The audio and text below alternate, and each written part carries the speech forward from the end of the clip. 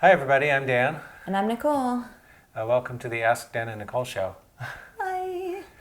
So, been a couple months since we did one of these. A little bit, yeah. Yeah, so been busy still working on our building with where eventually the trains will go, the HO scale trains. Yes. That's still an ongoing slow project. Well, it's just us doing it. So by us, I mean mostly just him doing it. So, Yeah, we've been debating maybe hiring some help to speed things along a little. yeah. So we might do that. It'd be nicer to be working on you know, on the actual layout instead of working on all of the stuff around the layout right now. Yeah, I'm kind of getting tired of being a Mr. Construction guy. Yeah, I You don't know? blame him. It's been a lot of work. Yeah, It has. that's a lot for one person. And I It don't, has. Nicole's been helping, and even Nicole's mom has been helping, but Yeah, but you know, even still, like, there's a lot of stuff that only one person can do, and when it came to, I mean, there's a lot. yeah, It was not done well yeah, before us. yeah. But barring that, Anyway, we have some announcements, yeah. So there's not going to be a video next week. right? We're It's a taking 5-week month, so Yeah, yeah, we're taking a little break. Typically, we're not going to have more than 4 videos a month right. on the Just because channel. that's already a lot, and we have lots of likes. Yeah, And we'd like to do lots of different things as well. right, Yes. right. So anyway, in 2 weeks we should be back with the box of the month. Yes. Yeah, and then there's other stuff going on. Don't worry, we're not running out of boxes. Yeah, no, still got a lot of boxes. Lots of boxes to There'll be a lot of boxes. Also, I'm working on several more videos about different things. Yes. This actually in front of us right now is the N/NN3 layout, such as it is right now. It has, yes. it's basically the bench work is built and the roadbed is down, and the next step is track. So I'm going to actually be hand laying the track on this thing. This is actually a little hand laid N-scale turnout that I built when I was probably 14, 15 years old. And we'll make sure you guys see it closer. Yeah. Way back, I think it was in the late 70s or early 80s, one of those issues of Model Railroader, there was an article on hand laying track with Code 40 rail and N-scale. And so I tried it, and I made this. It actually mechanically works. It's not really set up to be operable electrically or anything, but it was kind of an experiment to see if I could do it. Very cool. So anyway, I'll be not using this particular one. I kind of keep it as a keepsake, but I'll be making more track for the layout. So that'll be the next thing probably. And I've already shot, I think, 2 episodes of building this. There's one will be the bench work and one will be the roadbed. Right. And then So lots coming out in the future to look forward to. right. Yes.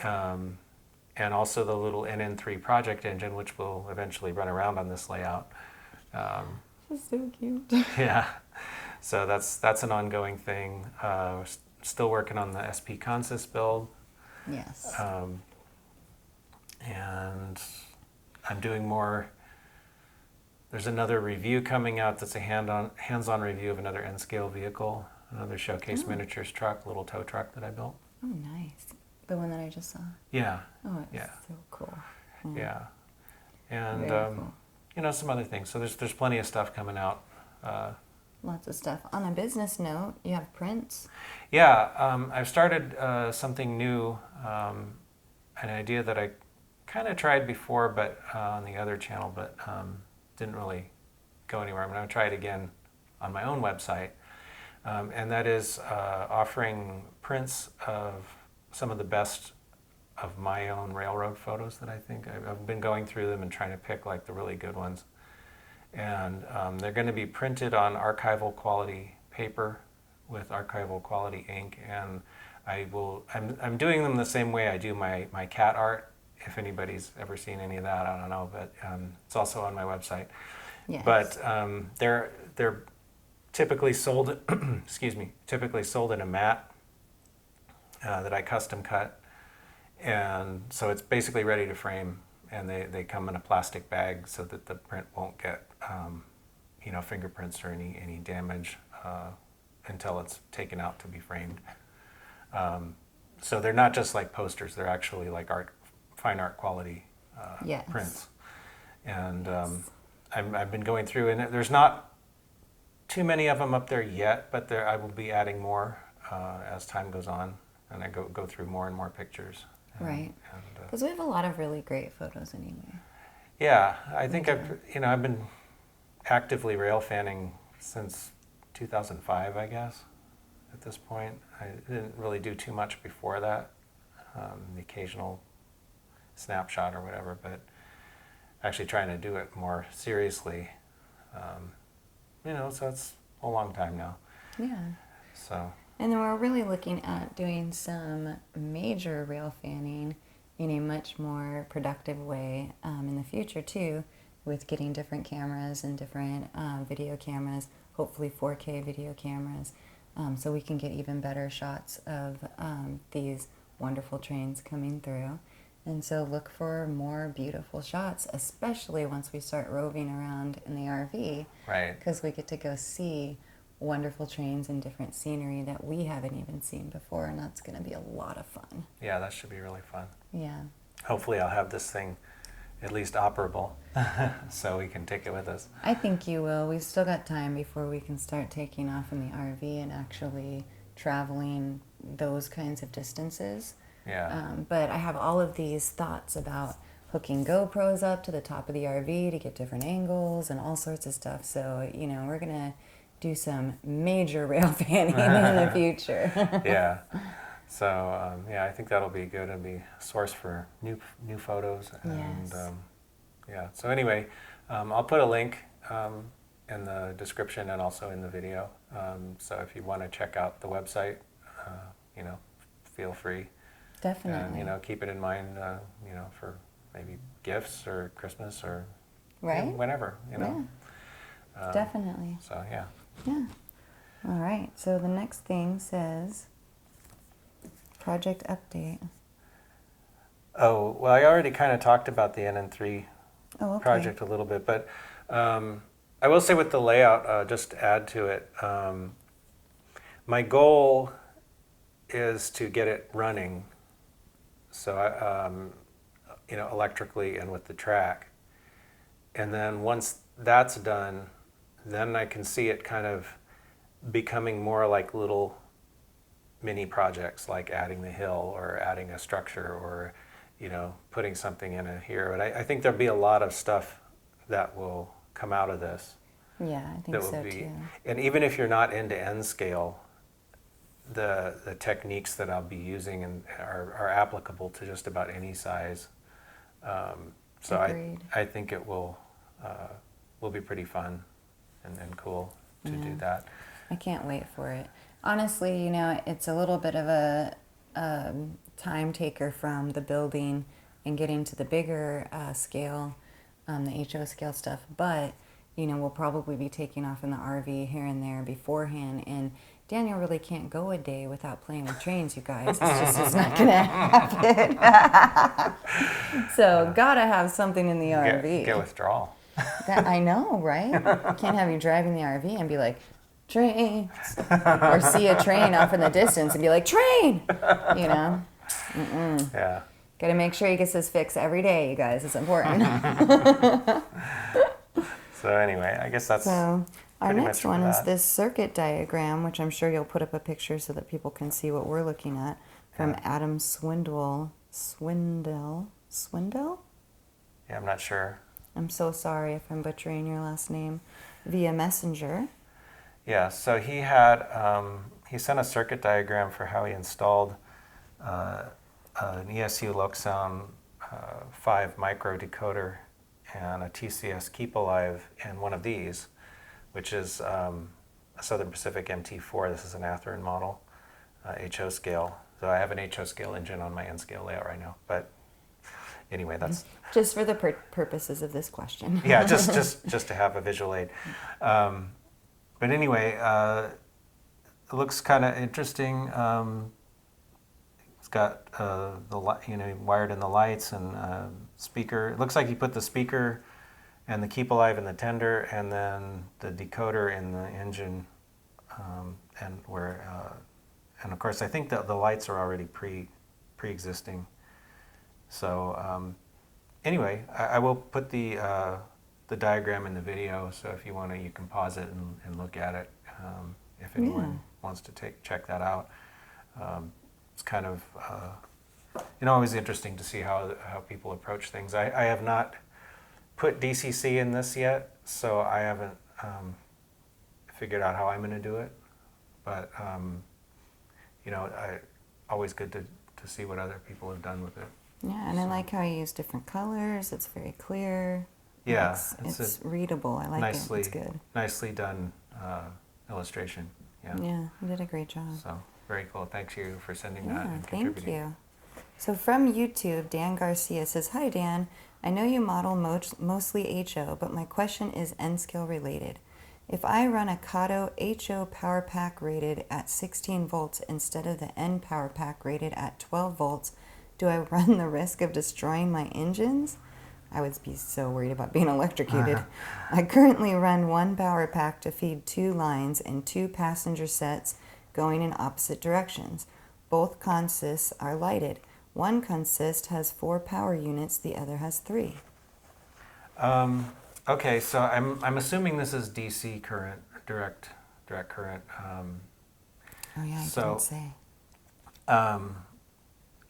Anyway, the way a DC throttle works, if anybody doesn't already know, it basically varies the voltage on the track.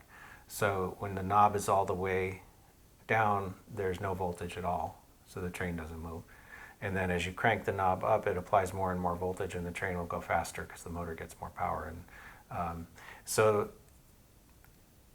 the simple answer to that is just don't run it full blast. Okay. So if you ran it, it probably, and I don't know, you'd have to, if you wanted to check, you could get a voltmeter on it to see like where exactly 12 volts was on the knob. But you could, just use the bottom half or the bottom 3/4 of the knob's potential, and just don't run the trains at full tilt. Because personally, I like running the trains a little slower anyway, because all of our layouts are small compared to the real world. Right. And so if you run the trains a little slower, I think it's a little more realistic seeming, because it takes them longer to get from one town to the next. Even if you have a locomotive that runs it, it used to be, especially in N-scale, like in the old days, that if you cranked the engine up all the way, it would be going like a scale 300 miles an hour or something, It was very silly. Nowadays they're a little better. Even if your engine maxed out, let's say you're at full throttle, it goes 100 scale miles an hour, and maybe the real one could do the same. So it would actually be a realistic speed range. You still probably wouldn't want to run it that fast unless you have a really big room. Because what if it falls off the track? Well, that too, yeah. In fact, track damage. I have a story about it. My very first trains came from Santa when I was 3, and it was my dad basically made it, but it was. I don't know how old I was. It was a little Arnold Rapido 060 engine, and it was just basically like a loop, and I think there were a couple of switches, and it had an alternate loop in there or something. I don't know. It wasn't super complicated. I don't remember exactly now what the track arrangement was, but anyway, my dad decided he was going to redo it, so he ripped up everything and put the track down and made a little.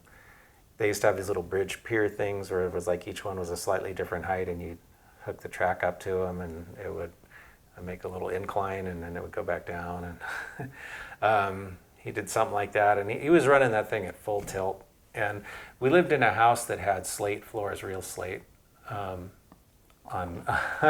over concrete. And the little engine became a little projectile. It hit a curve and went, wee.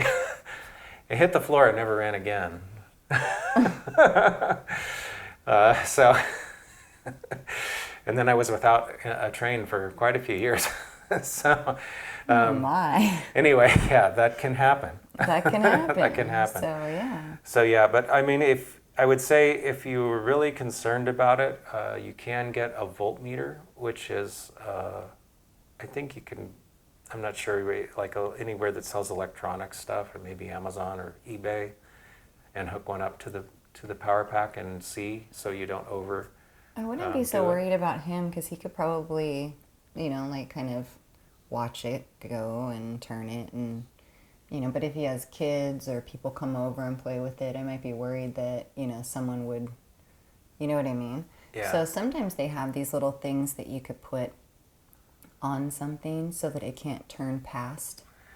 Yeah. And you can give yourself like a little physical blocker so that it can't turn past that spot. Maybe even one of those like little peel and stick things they put on cabinets, like the soft close, or like that little bumper thing. If Yeah, you stuck it on your something. power pack, it would keep it. Maybe It would keep it. I don't know how the knob is shaped, but it might potentially. Something, though, could Something. do that. Yeah, and then Yeah. that way no one else could accidentally full throttle it as well. Right. That would be my worry, because he probably knows his trains pretty well and his layout pretty well. Yeah. And could, maneuver it to where he goes, okay, that's where I want it to be. Yeah. So as to whether it would actually damage the trains, I think for brief periods it would probably not be that bad. But if you sustained higher voltages for a long time, I would expect that might be a bad thing.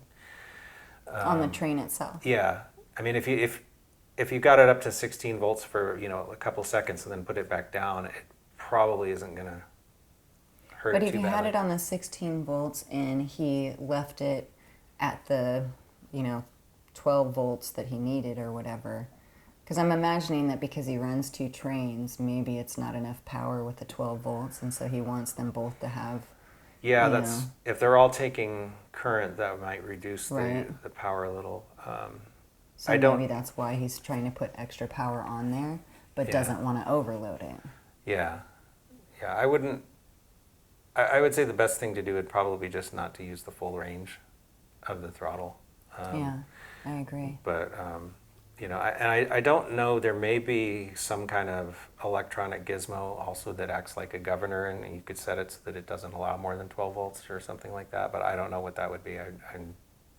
I'm not an electrical engineer, so I don't know how that would work. But There are gizmos out there for that kind of stuff, but then you would have to have something wired between your track and your, voltage so that it wouldn't do that. right, So yeah, that would be interesting though. yeah, All right, so the next one is actually two different people kind of asked very similar questions. So I'm going to read them both, and then you can Okay. talk about numbering. okay, So this one, and oh God, I apologize in advance. Ulitz Sentinel, maybe? I am so sorry. Centennial. It's probably not even in English, so Yeah. I wouldn't even get it right, yeah, But it looks like a very cool name. This person says, I wanted to renumber my 4018 Big Boy to 4014. How would renumber the number on the side of the headlight? And then a Jason Petrick, which I really hope I got that one right, is asking a similar question. He says, I'm thinking about building and detailing an older Roundhouse 50 WP boxcar kit and wanted to know if the numbering lettering decals are easy to remove. okay. So both of these questions relate to basically changing lettering. Right, numbering. So Have you done a video on that yet? I did one on my large scale Shay, but that was removing decals that I put on, Oh, not okay. removing factory lettering, which is Okay. which is what they're thinking of. So I don't have my model of my Big Boy out, but the side numbers he's talking about on the headlight are little tiny numbers like right here Oh, really? on the sides of the headlight. Now, on my Big Boy, the headlight kind of stinks, actually. It's an Athearn model. I don't know if he was talking about Athearn or not. the there's several big boy models out there from different manufacturers. So I only have the Athearn one, so that's the only one I can really say anything definitive about. On mine, the headlight is not super bright, so I'm not sure if the little numbers on the side are intended to light up or not. Because if they are, they don't. I mean, or I should say, if they are intended to light, the light is too dim to make them do anything. Okay. Okay, so because of the way they did the headlight on my particular engine, so I'm not sure. So the that matters because if they're not lighted, it's a little easier to change. You could just get a very tiny brush and use some black paint and just paint over the original numbers, and then get some decals that are small and re-decal it for with the new number. If they're lightable, that's a little more complicated. You would want to basically use something that would take off the existing numbers, like you could use paint stripper or something, but you'd have to be super careful, so you don't want to wreck the rest of the headlight or the engine. You'd want to get like a micro brush or something and just get it really right in there and be really careful with it. And then Microscale sells lightable number decals, which you could then use, and they allow light to come through. So if they're lightable, that would probably be the way to go. But it would have to be done very carefully because it's so tiny. Even in HOs, I mean, you know, it's really, you can see how small these are in there. And the big boy's headlight is about the same size, roughly. So maybe you should do a video about renumbering. That would not be a bad idea. Yeah. And that way people can see it as well. Mm-hmm. Okay. Well, excuse me. Put that one on the list. On the to-do list. Yeah. The video to-do list is long. Yeah. So as for the boxcar, I haven't had any roundhouse models in a while, so I think I might still have one or two laying around, but I don't know that I've ever tried to actually remove the lettering on a roundhouse car, so I don't know necessarily if this will work. I know on some Athearn models, and I know Athearn owns Roundhouse now, but they used to be separate. On some Athearn models, you can take a Microscale Microset, which is a decal setting solution, and you can rub it over, like if you wanted to renumber a locomotive, for example, you can rub it over the numbers, let it soak for a while, and then you can either put more of it and rub more with like a micro brush, or you can sometimes use tape, put it over the numbers and then pull the tape off, and sometimes it'll pull the numbers off with it. Oh.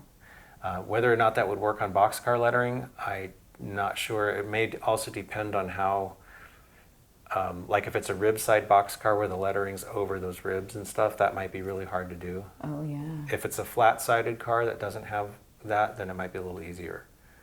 So that would be, I would start with that because that's like probably the least destructive way of doing it. There's other options, like if that didn't work, you could try some different paint strippers. I think it was Polyscale used to make one called Easy Liftoff, which is a fairly mild one. I don't know if that's available anymore since Polyscale kind of went away, but you could maybe try some of that on just the lettering. You can use something stronger like Scale Coat's paint remover, although that you got to be really careful with that because it'll take the paint off the model too.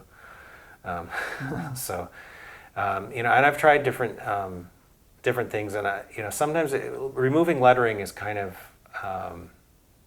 hit or miss. Hit or miss, yeah.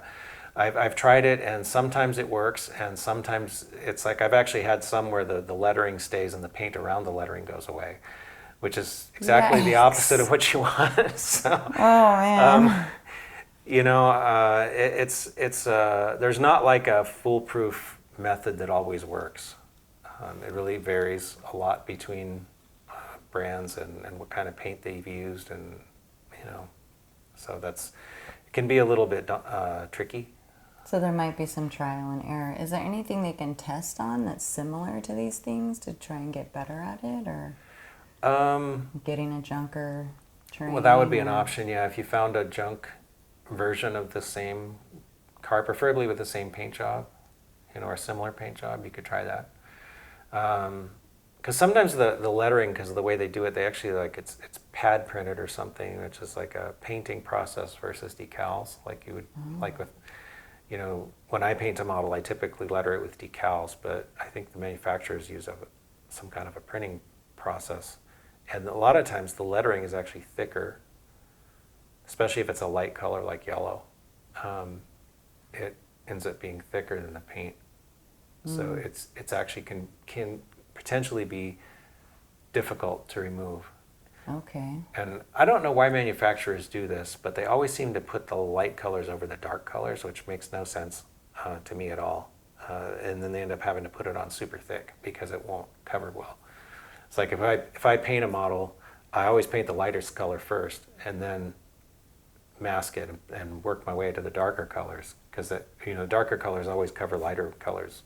But easy, yeah. But the opposite is not true. It's very, very true. Yeah. So anyway, yeah, I would say experiment on either one little tiny part of the model. So if it got messed up, you could possibly just fix that one spot, or find a junk car that's from the same brand and try to experiment on that. Experiment on that. Yeah.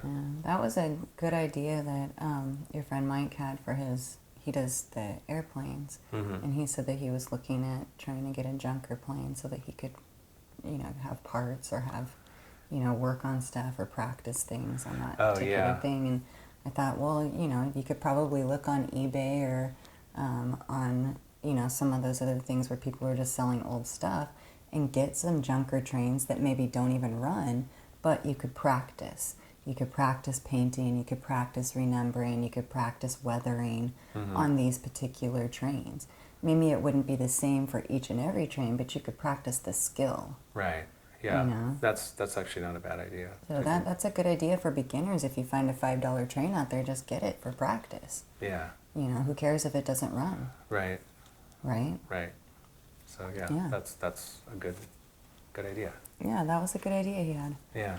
So, bringing us to our last questions, which is on the NN3 steam engine project. Okay. So the first one is from Steamer the Steam Train. He says, what are you going to do for cylinder pipes? Okay, yeah, I think he's talking about the cylinders on the side. Because I'm using a Marklin mechanism, which is German, and the German cylinders don't look like American ones. I'm going to maybe try to do something cosmetic to them. I don't really want to change. I'm trying not to mess with the mechanism because it's really tiny and it runs and I don't want to screw it up.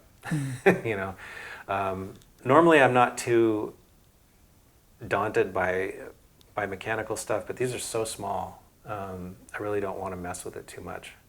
But I was thinking that maybe there might be a way to, because a lot of those old-time steam engines had the main cylinder was kind of looked like a barrel on its side, and then they had a little kind of a boxy thing on the top.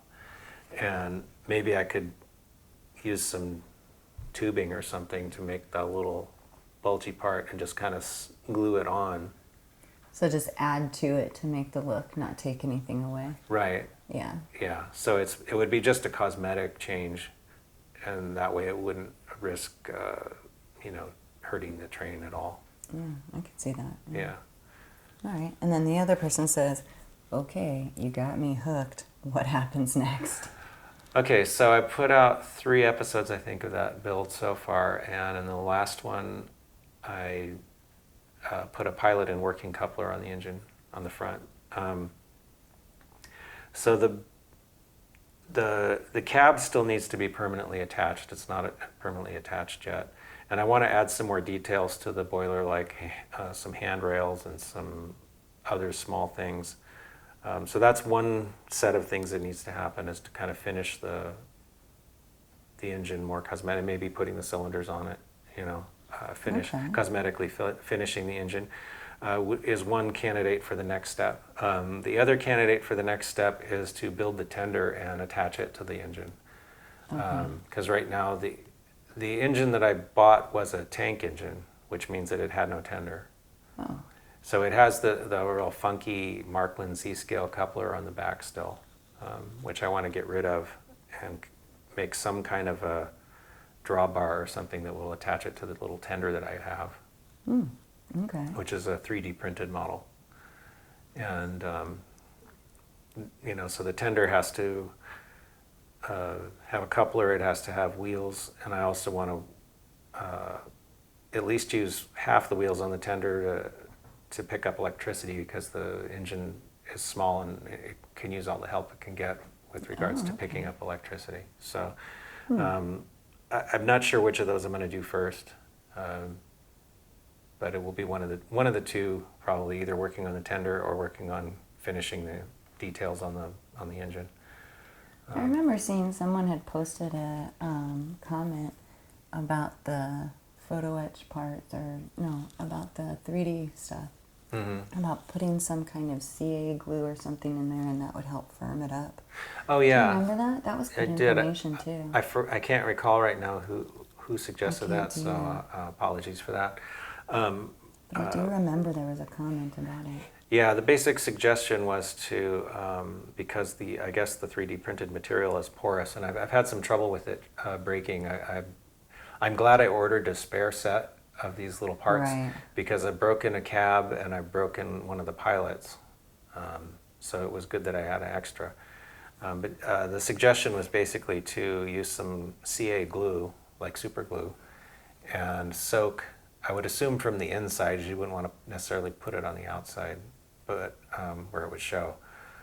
But put some on the part, and I guess it soaks into the material and will make it stronger. Yeah, that was So- a pretty interesting, maybe try that out and see if that works. Yeah, I might give that a try, because it is brittle. It's very brittle, I've noticed. So Yeah. that's been a challenge. This is the first time I've really tried building anything with 3D printed material. So, it's So never be scared to try new stuff, guys. Yeah. Never There's be always- scared, but always buy extra. Yeah. Well, it's actually cool, because there's actually kind of a lot of neat stuff available now as 3D For printed 3Ds, yeah. models agree. that aren't really available any other way. I agree. So it's kind of cool if it's a viable way to do things, and Yeah. adds to the options of what you can model. And, Definitely. yeah. Yeah, I like that a lot. So So that is the end of our questions, dear sir. okay. Well, cool. I guess that's another one then. So I guess well, that's it for this time, and thanks for watching. Thanks for watching, guys.